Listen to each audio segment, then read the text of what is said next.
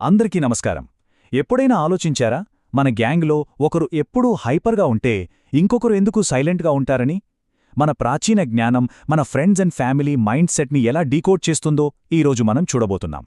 ముఖ్యంగా మన ఏజ్లో స్నేహితుల్ని అర్థం చేసుకోవడం చాలా అవసరం కదా. సో లేట్ చేయకుండా ఈ ఇంట్రెస్టింగ్ టాపిక్లోకి డైవ్ చేద్దాం. మనం ఎప్పుడూ సరదాగా అనుకునే ఒక మాటతోనే స్టార్ట్ చేద్దాం. ఏరా మామా, నేను సింహరాశి, అందుకే నా కోపం ఎక్కువ అని మన ఫ్రెండ్స్ అనడం లేదా మనమే అనడం కామన్ కదా. దీన్ని ఒక జోకులాగానో తీసేస్తుంటాం. కానీ నిజంగా ఈ 12 రాసుల వెనుక ఉన్న అసలైన సైన్స్ ఏంతో తెలుసా? ఇది జస్ట్ బ్లైండ్ బిలీఫ్ కాదు సుమా, దీని వెనుక భలే లాజిక్ ఉంది. ఈ లాజిక్ అర్థం కావాలంటే మనం మన ప్రాచీన ఎన్సైక్లోపీడియా, అదేనండి పెద్ద బాలశిక్షలోకెళ్ళాలి. అందులో రాశిచక్రం గురించి ఒక అదిరిపోయే వివరణుంది.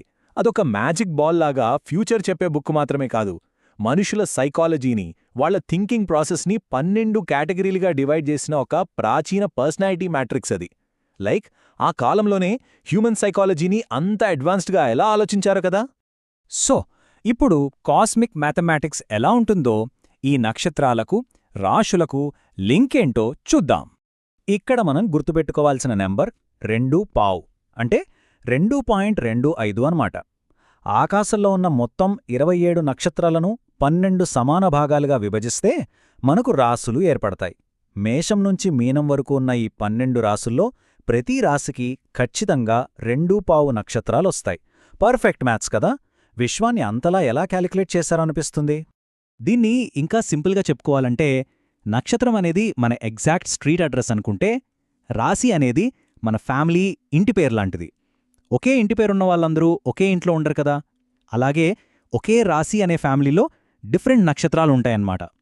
ఈ యొక్క పోలికతో ఆస్ట్రాలజీ మ్యాథ్స్ మొత్తం మనకు క్రిస్టల్ క్లియర్గా అర్థమైపోతుంది. ఇప్పుడు అసలైన పాయింట్కి వద్దాం.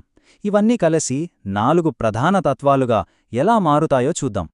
ఈ టేబుల్ మన గ్యాంగ్లో ఎవరెలా ఉంటారో కనిపెట్టడానికి ఒక పర్ఫెక్ట్ చీట్ షీట్ లాంటిది.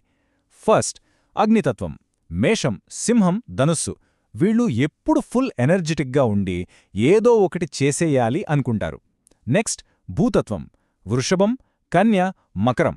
వీళ్ళు చాలా ప్రాక్టికల్, ఓపికెక్కువ, ఫుల్ గ్రౌండెడ్గా ఉంటారు. థర్డ్, వాయుతత్వం. మిథునం, తుల, కుంభం. వీళ్ళు భలే స్మార్ట్ అండ్ మంచి మాటకారులు, అస్సలు సైలెంట్గా ఉండలేరు. ఇక లాస్ట్, జలతత్వం.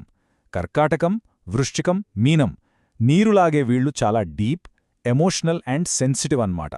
ఇదంతా బాగానే ఉంది, కానీ దీన్ని మనం రియల్ లైఫ్లో, అంటే మన ఫ్రెండ్స్, ఫ్యామిలీతో ఎలా రిలేట్ చేసుకోవచ్చో ఇప్పుడు చూద్దాం. జస్ట్ ఇమాజిన్, మనలో ఒక ఫైర్ సైన్ ఉన్న ఎనర్జెటిక్ ఫ్రెండ్, వాటర్ సైన్ ఉన్న ఒక ఇమోషనల్ ఫ్రెండ్తో కలిసి ఒక గోవా ట్రిప్ ప్లాన్ చేస్తున్నారనుకుందాం. ఫైర్ సైన్ వాడికి ఫుల్ యాక్షన్, అడ్వెంచర్ కావాలి. కానీ వాటర్ సైన్ ఫ్రెండ్కేమో పీస్ఫుల్గా కూర్చొని డీప్ కన్వర్జేషన్స్ పెట్టుకోవడం ఇష్టం. రెండు పూర్తిగా ఆపోజిట్ మైండ్ సెట్స్ కదా. ఇలాంటి సిచ్యువేషన్లో క్లాషెస్ రావడం చాలా కామన్. మన ఇళ్లలో కూడా ఇలాంటివి చూస్తూనే ఉంటాం. ఎందుకో ఇప్పుడు అర్థమైందా? మరి ఈ ఆపోజిట్ తత్వాలు ఒకదానికొకటి ఎలా బ్యాలెన్స్ చేసుకుంటాయి? ఫైర్లో ఉన్న అగ్రెషన్కి వాటర్ ఇచ్చే కూల్నెస్ ఎలా కాంప్లిమెంట్ అవుతుంది అన్నది భలే ఇంట్రెస్టింగ్ థాట్ కదా. ఒకరి బలాలు ఇంకొకరి వీక్నెస్ని కవర్ చేస్తాయి. ఒకరు ఫాస్ట్గా డిసిజన్ తీసుకుంటే ఇంకొకరు ఎమోషనల్గా సపోర్ట్ చేస్తారు. కరెక్ట్గా అర్థం చేసుకుంటే ఈ కాంబో అదుర్సంతే.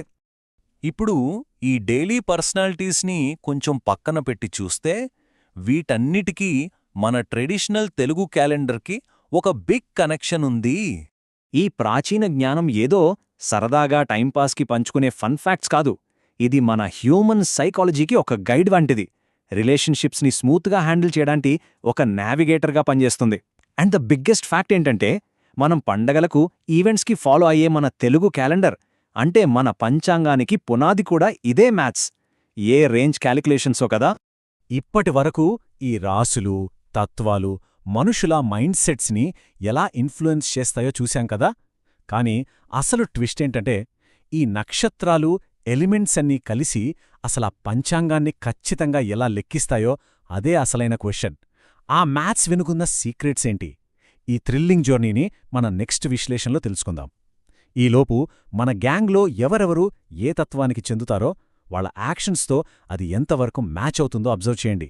ఎందుకంటే మన చుట్టూ ఉన్న మనుషుల్ని అర్థం చేసుకోవడం కంటే ఇంట్రెస్టింగ్ గేమింగ్ కూడా లేదు కదా.